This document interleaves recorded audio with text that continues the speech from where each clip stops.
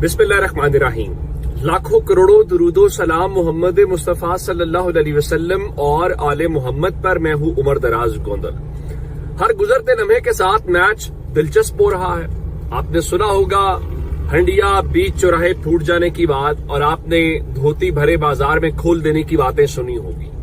वो अमली तौर पे इस वक्त इस हुकूमत के साथ हो रहा है। हमें बताया गया था कि देखो पेज सेम है, एस्टैब्लिशमेंट और गवर्नमेंट एक पेज के ऊपर है। कहा जाता था कि माजी में तो पेज एक होता था, इस बार तो सिलेबस ही एक है, और बड़ी लंबी चौड़ी बातें हुई। लेकिन पाकिस्तान के अंदर साइकिल 3 साल का होता है, जरा इनका साइकिल 3.5 साल चल गया।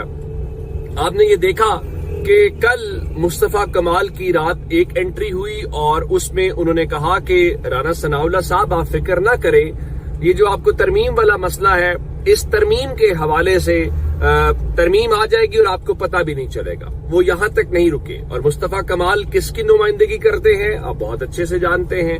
और ये पूरे का पूरा एक पैटर्न है। वो बार बार एक चीज का हवाला दे रहे हैं, और वो हवाला ये दे रहे हैं कि 3 साल पहले फील्ड मार्शल ने बुनियादी तौर पे गुफ्तगू की थी कारोबारी अफराद के साथ, और उन्होंने वहां पर इंतजामी यूनिट्स की बात की थी। तो वो दूसरे लफ्जों में कह रहे हैं कि भाई देखो, इंतजामी यूनिट्स बनने का जो आइडिया या गुफ्तगू है वो फील्ड मार्शल साहब का है, तो आप जाएं करें मुखालफत, वहां गुस्सा क्यों नहीं दिखाते। अगली बात बहुत दिलचस्प है। चूंकि राना सनाउल्लाह साहब ने कहा जी हमें मुख्तदरा ने ना हमसे कोई बात की है, ना काबीना में ये मामला डिस्कस हुआ है, तो उन्होंने रात दुनिया न्यूज के शो में अलग से बैठे मुस्तफा कमाल साहब, और उन्होंने राना सनाउल्लाह के इस मौकिफ को भी रद्द कर दिया है या मुस्तरद कर दिया है कि काबीना में सूबों पर बात नहीं हुई। तो क्या इसका मतलब लिया जाए कि मुस्लिम लीग नून पूरी बात बयान नहीं कर रही, वो काबीना के अंदर भी इस मुद्दे को लेकर आ चुके हैं। और रही बात काबीना की, जिस तरह उन्होंने पहले कहा कि आपको नहीं पता चला था ना,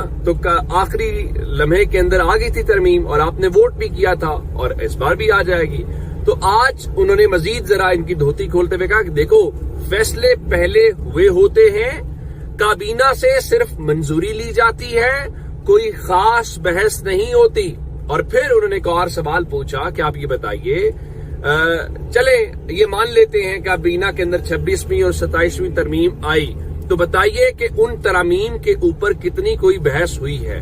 तो उन्होंने कहा कि हमारे पास चीजें तब आती हैं जब उन पर फैसला हो चुका होता है, हमने सिर्फ उन चीजों को इंडोर्स करना होता है, या दूसरे लफ्जों के अंदर हमने सिर्फ उसके ऊपर मुहर लगानी होती है। ये अगर तहरीक इंसाफ का कोई शख्स बात करता तो बड़ी डिफरेंट बात होती। ये मौजूदा गवर्नमेंट का सिटिंग मिनिस्टर बात कर रहा है। जब राना सनाउल्लाह साहब ने बात की थी, वो इस गवर्नमेंट के इंटीरियर मिनिस्टर थे, और उस दिन भी शोर पड़ गया था कि भाई कोई और बात करे तो डिफरेंट बात है, जब हुकूमत के अपने वजीर बात करेंगे तो फिर सवाल जरूर उठेगा। तो अब इस बारे में अगले जो मिनिस्टर हैं वो मुस्तफा कमाल साहब जब बात कर रहे हैं तो ये भी सवाल होगा। अब इस बारे में मोहम्मद मालिक साहब ने ये कहा कि इंतजामी यूनिट्स तो बनेंगे। फिर मुनीफ फारूक साहब हमारे कोलीग हैं, लेकिन जाहिर है कि हमें उनके जरिए पता चलता है कि वहां पर क्या सोचा जा रहा है, या जो ताकतवर हलके हैं वहां पर क्या सोच रहे हैं, हमें उनके जरिए खबर पता चलती है। तो उन्होंने भी इस शो में बैठकर ये कहा है कि छोटे यूनिट्स बनाने का फैसला कर लिया गया है, और उन्होंने ये कहा ना कर लिया गया है। अभी परसों तरसों आप जानते हैं, जो मैंने आपसे खुद शेयर किया था कि शहजाद इकबाल साहब जो हैं, उन्होंने तो बाखबर हलकों के हवाले से कहा था कि ये जो फैसला है ये हो चुका है और ये होकर रहेगा। अगर आप मान जाएंगे तो बहुत अच्छी बात है, नहीं मानेंगे तो फिर आपको सियासी नुकसान उठाना पड़ेगा। अब बुनियादी इसमें सवाल क्या है कि पीपल्स पार्टी क्या करती है। अगर कोई कमी कोताही रह गई है तो वो आज शाम इस्लामाबाद के अंदर पूरी हो जाएगी। अब आप कहेंगे कि मैं आज शाम इस्लामाबाद की बात क्यों कर रहा हूं, उसकी वजह यह है कि आज 17 तारीख है और कौमी असम्बली का आज शाम 5 बजे इजलास बुलाया गया है। अब जब वुज़रा आएंगे, MNAs आएंगे, तो मीडिया नंबर 1 आज क्या सवाल पूछेगा? मीडिया नंबर 1 सूबों का सवाल पूछेगा।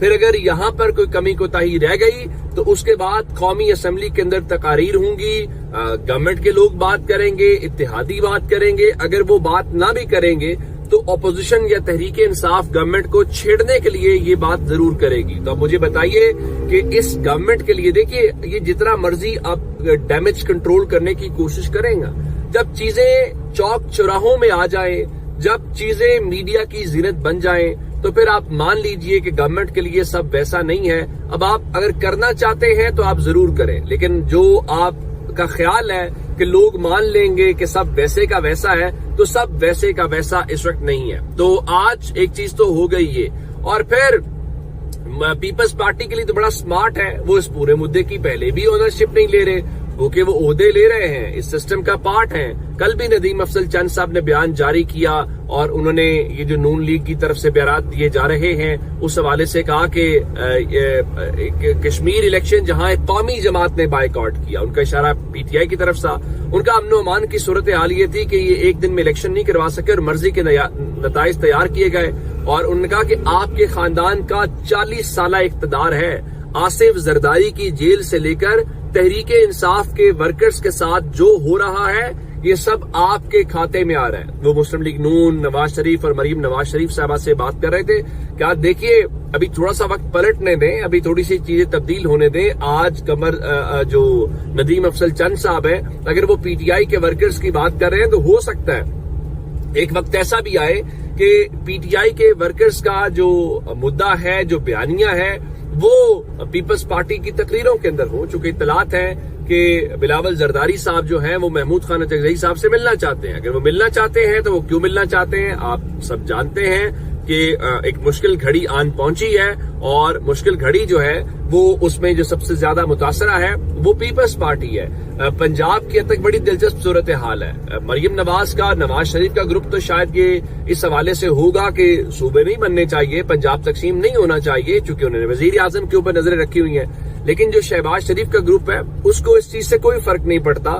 اس کی وجہ یہ ہے کہ اگر وہ تقسیم کے حق میں ہوا، نمبر 1 اسٹیبلشمنٹ کی خوشنودی مل جائے گی، نمبر 2 ہو سکتا ہے مریم نواز کا راستہ رک جائے، نمبر 3 اس کے اندر جو حمزہ شہباز شریف ہیں وہ پنجاب کی وزیر اعلیٰ چلے. ابھی تو جو ہمارے سامنے علیم خان صاحب نے بتایا کہ آپ اس کو جو ہے وہ ایسٹ ویسٹ یا نارتھ یا سینٹرل کے نام کے اوپر کر لیں یونٹس کے حوالے سے، تو ہو سکتا ہے کہ حمزہ شہباز شریف بھی کسی پنجاب کے اندر ان کو وزیر اعلیٰ کے طور پہ لایا جائے.